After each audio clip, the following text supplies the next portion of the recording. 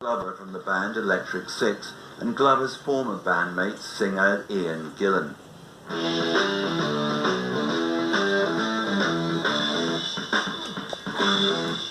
Black Knight debuted this blend of quite classically inspired guitar riffs, these huge, very pompous organ going on in the background, very driving drums and very busy bass lines.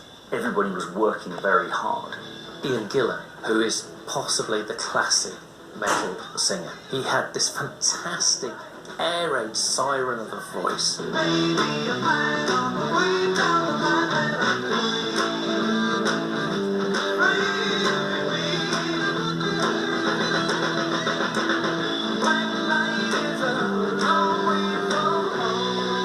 Deep Purple, like all the great metal bands, were mainly built around the lead guitarist, Ritchie Blackmore. He had that magic, the wizardry that made him the outstanding guitarist of his generation.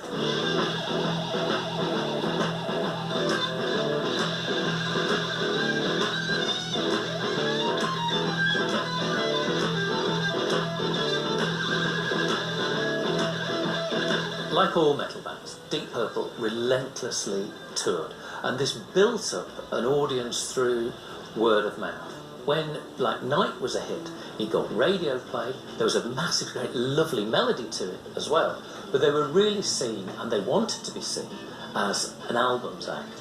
A few weeks later, you had Deep Purple's In Rock, and this confirmed Deep Purple as one of the great British rock bands. The first wave of metal, Deep Purple were at the forefront of it. It was during this period of the late 60s that musicians Geezer Butler, Tony Iommi, Bill Ward and Ozzy Osbourne were experimenting with their own heavy sound.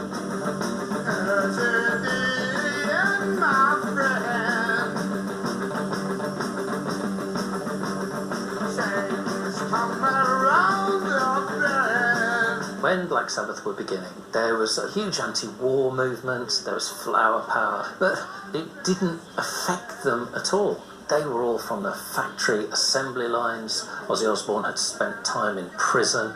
They were real white, working class people who'd learnt to play on the local Birmingham circuit.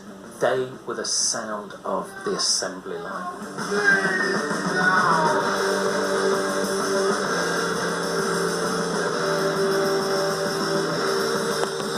Tony Iommi came up with his sound because he sliced the tips of his fingers off in a factory accident, and so he had to loosen the strings, and that's how he had this very, very different kind of distorted guitar sound.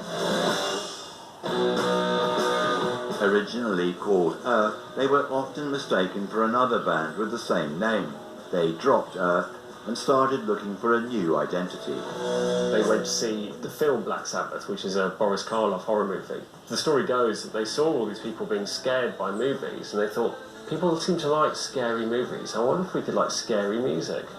As soon as they'd started to experiment with horror as an idea for the name of the band, that then dramatically influenced the lyrics they were writing. Whereas most musicians at the time who'd been writing about love, romance, or whatever, politics, protest, they started creating this whole imaginary world in their lyrics.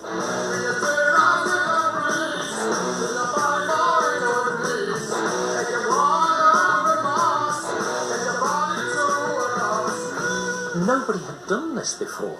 They were the first to flirt with this kind of imagery. So of course it left a huge mark on a very naive audience. In 1969, the band signed to Philips Records and went into the studio to record their debut album, Black Sabbath. They basically ran through their live set at full tilt, and it's an incredibly raw album. It's a very visceral piece of work. People always think that heavy metal's fast. Not the song Black Sabbath. It's absolutely pummelingly slow, and that's where it gets its sense of ominousness and doom from.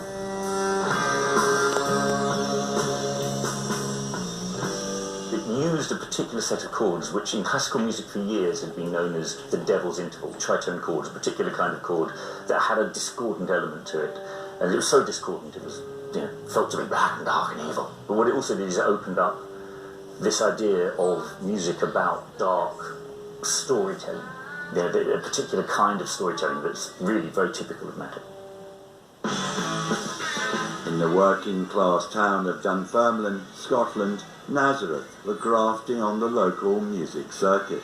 Their main asset was Dan McCafferty's voice. It was this grizzled, gnarled rasp of a voice, and it was hugely effective, and it set them apart from the rest. I think he's probably very much influenced by Robert Plant, as so many people were. So he had this raw, rough way of singing, but also he could hit those high notes.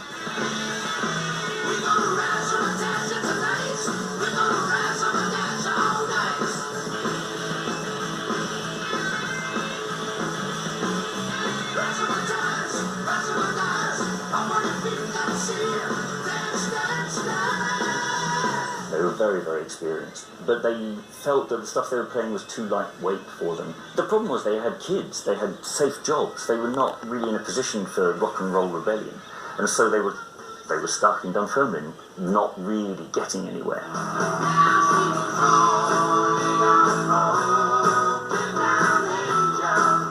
In 1970, the band moved to London and signed to Pegasus Records.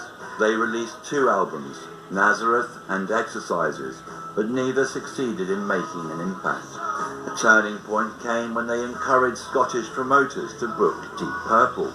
Deep Purple recognised the debt that they owed the members of Nazareth. So when they became hugely popular, they offered Nazareth a support slot on Deep Purple tours of Britain and Europe. The Deep Purple connection continued with their 4th album, which is their top 10 hit, Razamanaz. That was produced by Deep Purple's bassist, Roger Glover. Now she bears a cross for love that she has lost. No sunshine in her eyes, just clouds of gray.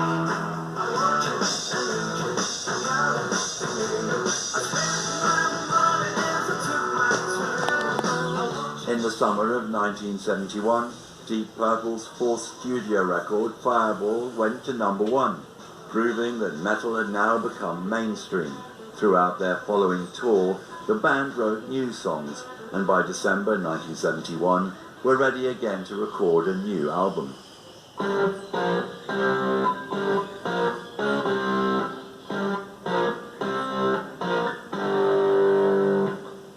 Smoke on the Water, which has got one of the greatest riffs of all time, guaranteed to annoy anybody who works in a guitar shop, has got a very strange inspiration. Deep Purple were going to Montreux Casino in Switzerland to record their new album, actually in the Rolling Stones mobile studio. And Frank Zappa and the Mothers of Invention were playing at the casino the night before. Somebody let off a flare gun and it caught fire, and the casino was in flames, and so when they arrive, there is smoke on the water, because, you know, Montreux Casino is right next to the lake, and so, you know, that's what they saw, and so that was the inspiration for the song.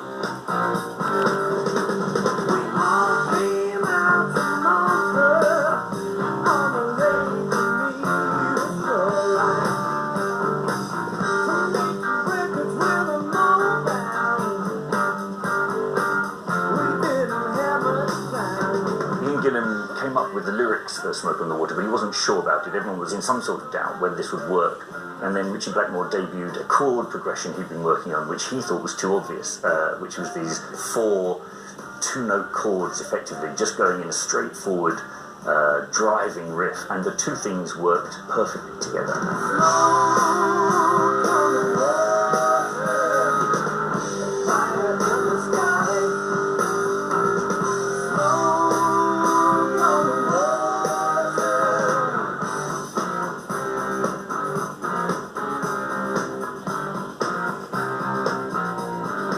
Is based on 2-note chords, which are called dyads, and there's only 4 notes in it.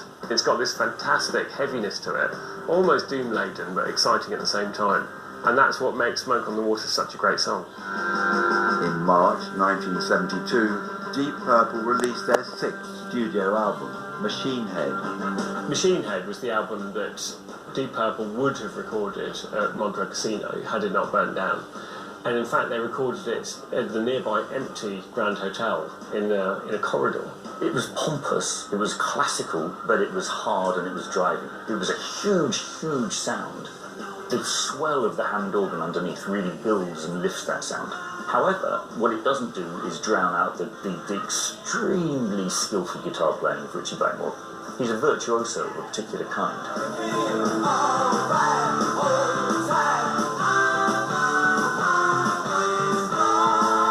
Machine Head went to #1 in the UK, went to #7 in the United States. And this was further evidence of how Deep Purple's popularity was snowballing.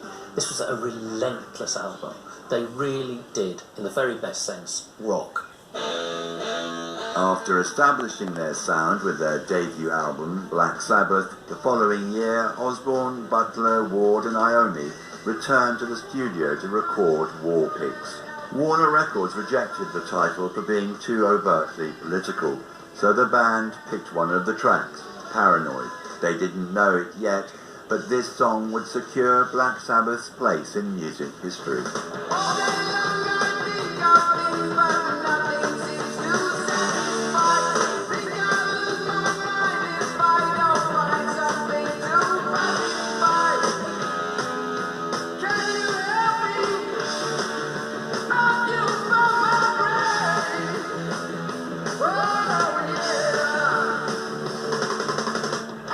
Is a phenomenal piece of work. It's largely written by Geezer Butler. It's about his depression, it's about overuse of drugs, it's about a very bleak mental health outlook.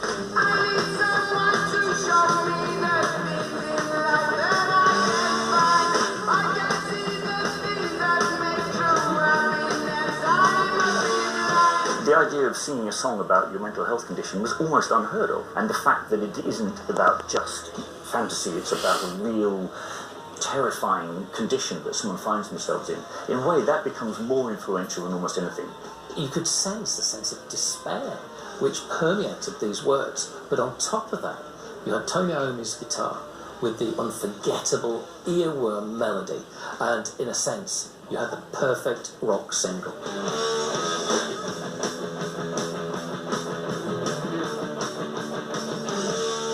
Black Sabbath became a bit of a cause célèbre because they were seen as promoting devil-worshipping, Satanism, and all of the sort of bad things in life. When a nurse killed herself in her room and the album was playing on the record player when her body was found, there was a perception that she had been inspired to kill herself by the song Paranoid. This was something which was then to happen a lot in heavy metal. It was to be blamed for school shootings, suicides, all kinds of things. It was seen as this kind of alienated, angry style of music which was encouraging people to do these terrible acts, which I don't think is true. It's definitely an expression of anger and aggression and rage, but it's also fun. And that's the other thing that people maybe forget about heavy metal, is that there's a great sense of fun to it, and there certainly was with Black Sabbath. Nazareth's album, Hair of the Dog, would become the band's greatest success. The single, Love Hurts, gave them a top 10 hit in the US.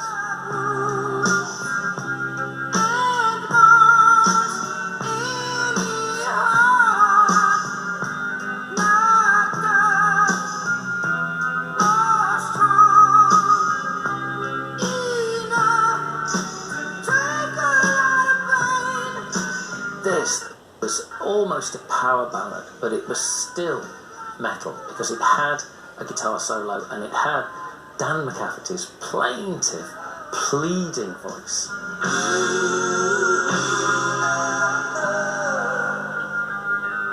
By the kind of mid to late 70s, not just Nazareth were fading, but the music that they were making and the scene that they were part of was fading too. Punk came on and it was much more direct. Nazareth had made an album which was a concept album about touring.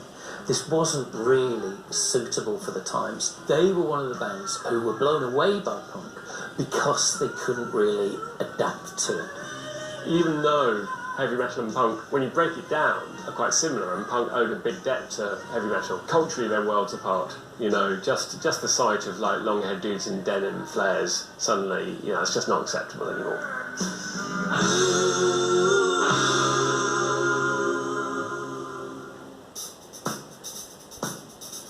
After relentless touring in the US and Japan, Deep Purple recorded what was to become one of rock music's highest-selling live albums, made in Japan. Following Summer, the band's next studio album, Who Do We Think We Are, continued their success and achieved number 4 in the UK charts and 15 in the US, but also marked a turning point for the Deep Purple sound. They were starting to get little bits of country in, little bits of blues. It was starting to mellow out in places.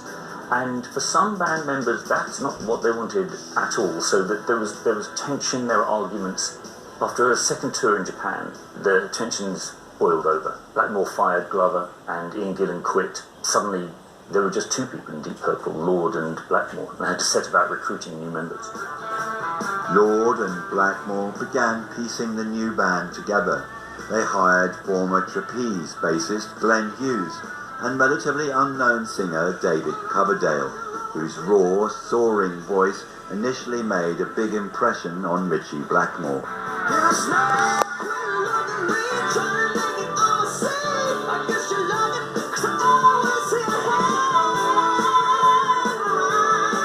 In 1974, Stormbringer was even funkier still, and this caused problems with Ritchie Blackmore. He left the band soon after to form Rainbow.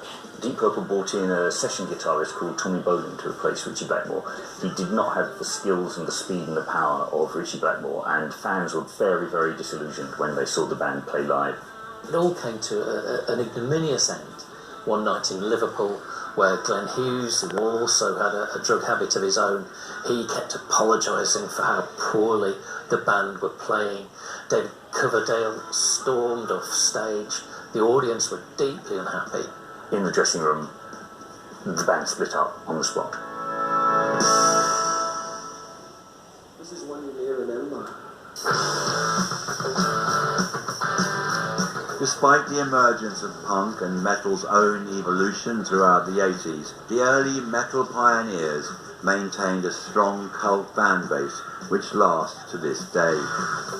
I think it's fair to say that critics never took early metal seriously. It was big, it was loud, it was heavy, but also, particularly in Britain, there was a kind of class prejudice against it too, because these people were all working class, and critics tended to be middle class, looking for something that was slightly more avant-garde. At the time, they liked progressive rock, King Crimson and Genesis and, Clever Clogs, bands like that.